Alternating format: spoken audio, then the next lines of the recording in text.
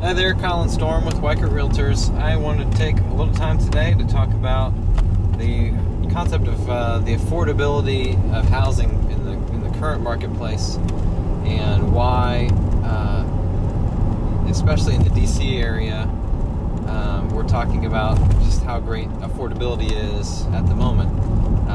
Reason being, it may not seem like it for a lot of folks. It probably still seems like prices are inflated and high and a little bit out of reach, but and I always say this, that affordability really comes down to a person's individual circumstances and individual financial position. A great opportunity in the marketplace still remains a great opportunity for folks who can capitalize on it, and doesn't necessarily make or create an opportunity for everyone.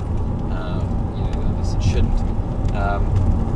But the idea of affordability is based on something that's loosely called the V principle, and the V being made up of housing prices on one side and mortgage rates, interest rates on the other,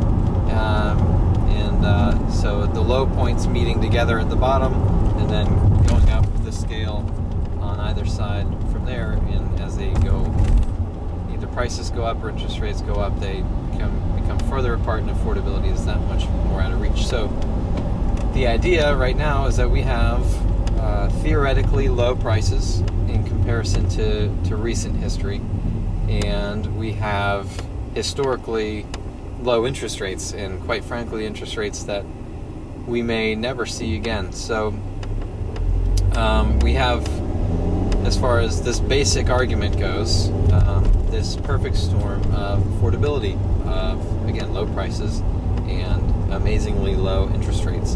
And so really that's the simple argument from the standpoint of that V principle. Now, that doesn't take into account individual stock market performance or job security, having a job in the first place at the moment, things like that.